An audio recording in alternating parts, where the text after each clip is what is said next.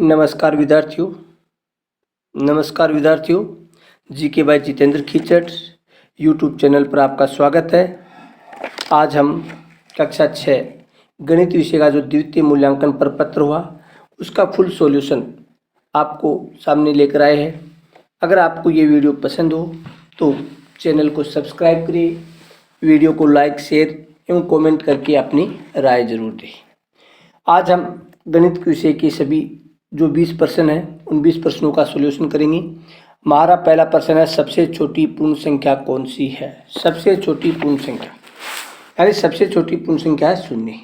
पूर्ण संख्या कहाँ से शुरू होती है? 0 से प्रारंभ होती है और इससे पहले जो प्राकृत संख्या है वो 1 से प्रारंभ होती है। तो सबसे छोटी पूर्ण संख्या कौन सी है? शून्य है। संख्या 10,999 में परवर्ती संख्या कौन सी होती है? परवर्ती और पूर्ववर्ती। पूर्ववर्ती पहले की संख्या होती है और परवर्ती बाद की संख्या होती है। तो परवर्ती कौन सी होगी? 11,000। उत्तर होगा द।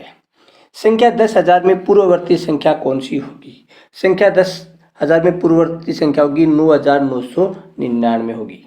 बताइए कि किस गुणधर्म की सहायता से आप 6 गुणा 9 या 9 गुणा 6 के रूप में अभिव्यक्त करते हैं। जैसे हम लिखते हैं ए गुणा बी बराबर बी गुणा ए।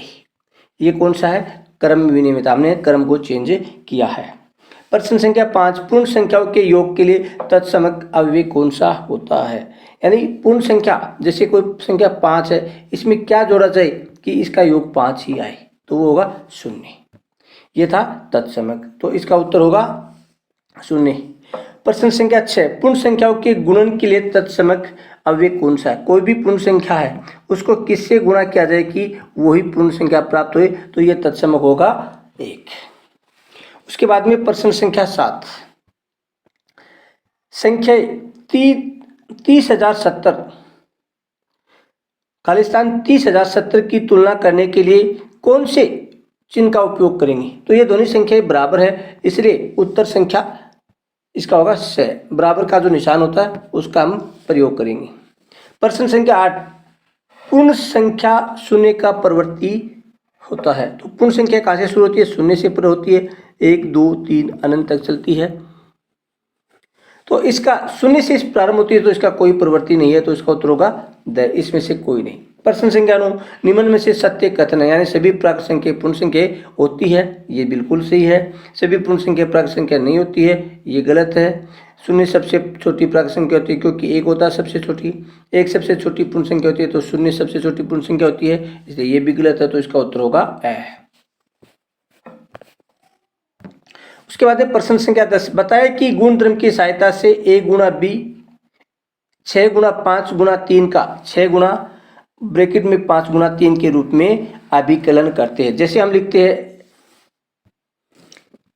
a गुणा बी गुणा सी बराबर सी a गुणा ब्रैकेट में लिखेंगे b गुणा सी।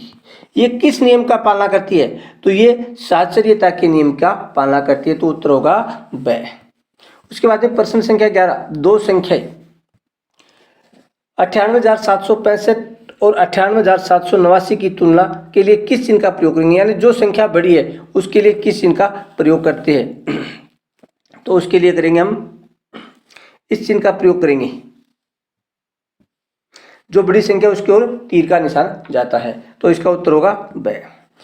प्रश्न संख्या 12, एक होटल प्रतिदिन लंच के लिए 30 रुपये और चाय के लिए 10 रुपये लेती है। इन मदों में आप 3 दिनों में कुल कितना व्यय करते?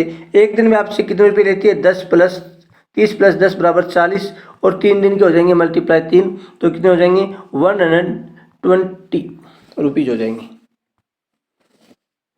तो इसका उत्तर होगा ब। प्रश्न संख्या 13, वह संख्या जिसके सभी गुणनखंडों का योग उस संख्या का दोगुना हो क्या कहलाती है? ऐसी कोई संख्या नहीं है, तो इसका उत्तर होगा द। इनमें से कोई नहीं। प्रश्न संख्या 14, सबसे छोटी अभाज्य संख्या होती है, तो सबसे छोटी अभाज्य संख्या कौन सी होती है? 2 होगी, क्योंकि एक न तो अभाज्य संख्या है और न भाज्य संख्या है, और सबसे छोटी, और ये भी क्या है? मात्र एक सम संख्या है जो अभाज्य संख्या है। प्रश्न संख्या 15,